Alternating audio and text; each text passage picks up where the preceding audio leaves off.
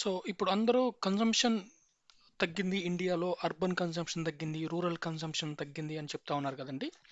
So FMCG sector కొంతవరకు దెబ్బతిన్నట్టు కనిపిస్తూ ఉంది మార్కెట్లో.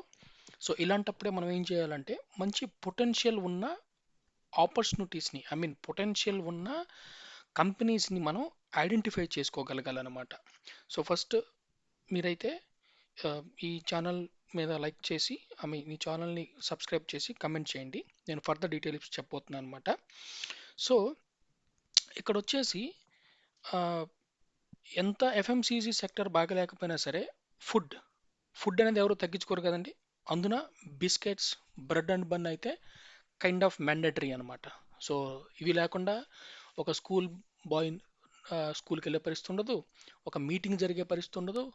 బ్రెడ్ లేనిది ఏమన్నా మనకి ఆరోగ్యం సరిగా లేనప్పుడు కానివ్వండి, లేదంటే డైలీ బ్రెడ్ ఆమ్లెట్ అని ఇంకేదన్నా కానివ్వండి, బన్, డిఫరెంట్ ఐటమ్స్ అనమాట. సో డెఫినెట్గా ఫుడ్ మీద మనం స్పెండ్ చేయాల్సిందే ఎంత కన్జంప్షన్ తగ్గినా సరే.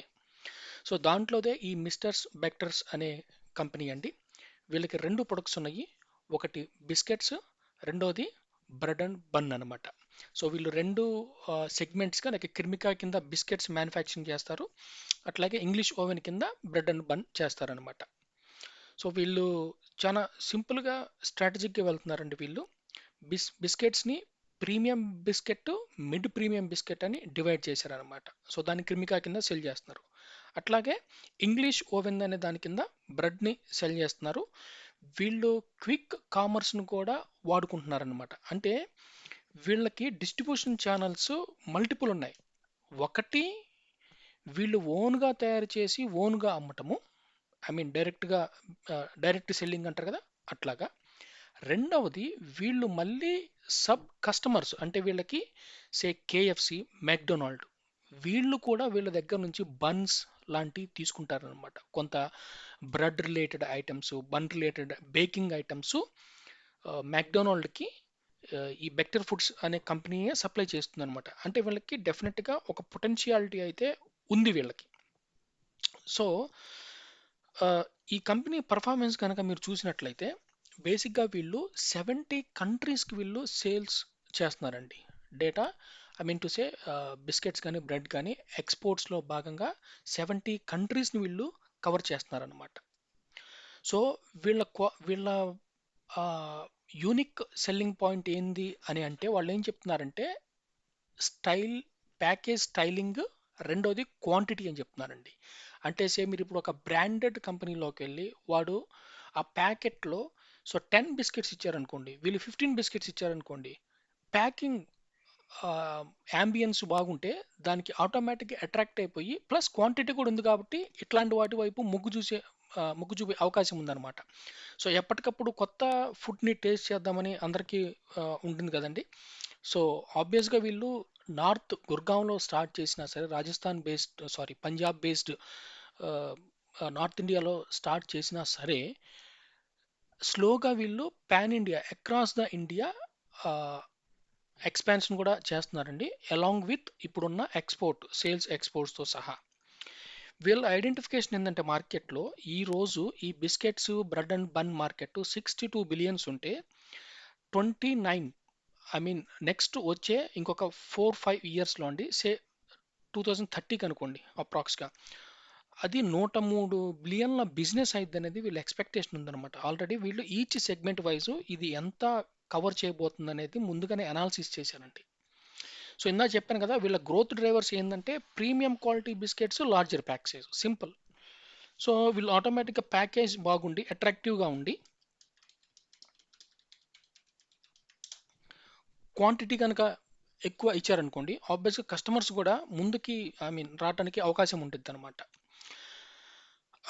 వీళ్ళు విత్ ఇన్ బిస్కెట్స్లో కూడా ఏంటంటే బెటర్ ఫర్ యూ అంటే బిఎఫ్ఐ అనే ఆఫరింగ్ కింద వీళ్ళు lower calories, Boost, fibre intake, అంటే ఇప్పుడు అందరూ ఏంటంటే డైట్ మీద కాన్సన్ట్రేషన్ చేస్తున్నారు కాబట్టి ఫైబర్ ఫుడ్ ఉండాలి, క్యాలరీస్ ఉండాలని చెప్తున్నారు కాబట్టి అట్లాంటి వాటిని కూడా వీళ్ళు కన్సిడర్ చేసి అది ఒక ఆఫర్గా, అంటే ఒక ప్యాకేజ్గా వీళ్ళు దాన్ని ప్రమోట్ చేస్తున్నారు అనమాట. సో అట్లాగే వీళ్ళకి సేల్స్ స్టాండ్ పాయింట్లో వచ్చేసి మేజర్ చంక్ ఎక్కడెక్కడ ఇండియాలో వస్తుందండి. ఇండివిడ్యువల్గా. బట్ మీరు ముంబై, ఎన్సీఆర్ తీసుకుంటే అక్కడే 31% ఉందన్నమాట. ఇంకా కొన్ని మేజర్ సిటీస్లో 30% వీళ్ళు చేయగలుగుతున్నారు. సో ఎస్పెషల్గా ఈ Q2కి సంబంధించి మీరు ఇక్కడ ఈ నెంబర్స్ చూస్తూ ఉన్నారనమాట. Q2లో కూడా వీళ్ళు బాగా పర్ఫామ్ చేయడం జరిగింది. So compare to last year కంటే ఈ ఇయర్కి మీరు సేల్స్ కనుక రెవెన్యూస్ చూసినట్లయితే 20% సేల్స్ పెరిగిందండి. Q2 24కి Q2 25కి చూసుకుంటే.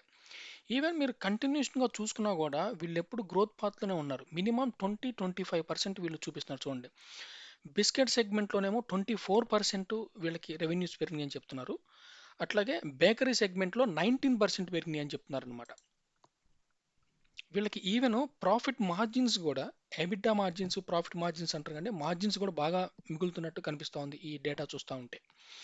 అయితే వీళ్ళు బిస్కెట్ సెగ్మెంట్ రెవెన్యూలో 24%, బేకరీ సెగ్మెంట్ రెవెన్యూలో 19% గెయిన్ చేయగలిగారు. అయితే నాకు దీంట్లో ఈజీగా నచ్చిన అంశం ఏంటంటే వీళ్ళు గైడెన్స్ ఇస్తున్నారు కదా, ఈ గైడెన్స్ కూడా మీరు ఇక్కడ చూస్తే 22, 23, 24 వరకు ఇప్పటి వరకు ఏదైతే జరిగిందో, 22లో వీళ్ళు ఇక్కడ ఒక గైడెన్స్ ఇచ్చారు. దానికి యాక్చువల్ ఎంత వచ్చింది, సో డిఫరెన్స్ ఎంత అయింది అంటే వాళ్ళు ఎంత ఫోర్కాస్ట్ చేసి ఎంత అమ్మగలిగారు అనే దానికి కూడా మనకి డీటెయిల్స్ ఉన్నాయండి. మీరు ఇది చూసినా కూడా 23, 24, 25 ఇయర్ ఓవర్ ఇయర్ మీరు గ్రీన్ చూస్తున్నారు కదా, ఇక్కడ గ్రోత్ బాగా పెరుగుతుందన్నమాట వీళ్ళకి. సో మీకు ఇంకా సింపుల్గా చూపించాలంటే ఇక్కడ చూడండి, 22లో వీళ్ళు 10,000 అనుకుంటే ఎస్టిమేట్ వాళ్ళు ప్రొజెక్ట్ చేసుకున్న అమౌంట్ అయితే నియర్ బై వచ్చారండి. జస్ట్ -2% తగ్గిందనమాట. వేరాస్ 23లో చూడండి ఎక్సీడ్ అయ్యారు, +3% ఎక్సీడ్ అయ్యారు అక్కడ. మళ్ళీ అట్లాగే 24కి వచ్చేసరికి జస్ట్ -0.1, అంటే ఇంకా 24-25 అయిపోలేదు కాబట్టి మేబీ ఫర్దర్గా చూడాలి. కానీ ఇది మాత్రం 24 లేటెస్ట్ డేటాకి సంబంధించానండి ఇక్కడ మనం చూస్తుంది. అట్లాగే ఎవ్రీ క్వార్టర్ వైజ్గా కూడా మీరు చూసుకున్నా కూడా వీళ్ళు ఎవ్రీ క్వార్టరు ఎస్టిమేట్ చేసిన దానికంటే మీరు ఇక్కడ సింపుల్గా చూడాల్సింది ఏంటంటే ఇవి ఎస్టిమేట్స్ అండి, బ్లర్గా ఉన్నాయి వైట్ కలర్లో, బ్లాక్లో ఉన్నాయి యాక్చువల్స్ అండి. ఫర్ ఎగ్జాంపుల్ వీళ్ళు సే ఒక 3,500 క్రోర్స్ మిలియన్స్ బిజినెస్ చేద్దాం అనుకుంటే వీళ్ళు 3,500 చేశారండి. 3,500 అనుకుంటే 700 వరకు చేశారు. అట్లా ఏంటంటే మీరు ప్రతి క్వార్టర్ కూడా ఇక్కడ వాళ్ళు అనుకున్న దానికంటే ఎక్సీడ్ అవుతున్నారు డెఫినెట్గా. సో ఈవెన్ వీళ్ళు చెప్తున్న గైడెన్స్ కూడా చాలా యాక్చువల్గా రియలిస్టిక్గా ఉందన్నమాట.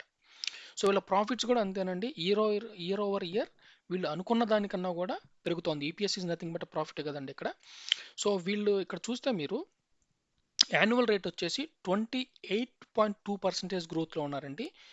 వేరేస్ ఫుడ్ ఇండస్ట్రీ మొత్తం చూసుకుంటే యాజ్ ఓవరాల్గా 14.7 ఉందన్నమాట. సో వీళ్ళు ఇంకా మోర్ దాన్ 10% పైనే ఉన్నారు వీళ్ళు. రెవెన్యూస్ కూడా యాజ్ ఏ హోల్ 12.8% వీళ్ళకి రిటర్న్ ఆన్ ఈక్విటీ వచ్చిందండి. అట్ ద రేట్ ఆఫ్ 22.5% వీళ్ళ రెవెన్యూస్ పెరుగుతున్నట్టు కూడా మనం ఇక్కడ చూడొచ్చు అనమాట. సో డెఫినెట్గా ఇట్లాంటి ఫండమెంటల్స్ బాగా ఉండి వాళ్ళు చెప్పిన గైడెన్స్ని రియలిస్టిక్గా మీట్ అవుతున్న కంపెనీస్ ఉంటే డెఫినెట్గా వాటి మీద ఉన్న ఆపర్చునిటీస్ మనం క్యాపిటలైజ్ చేసుకోవడం మంచిదండి. Thank you.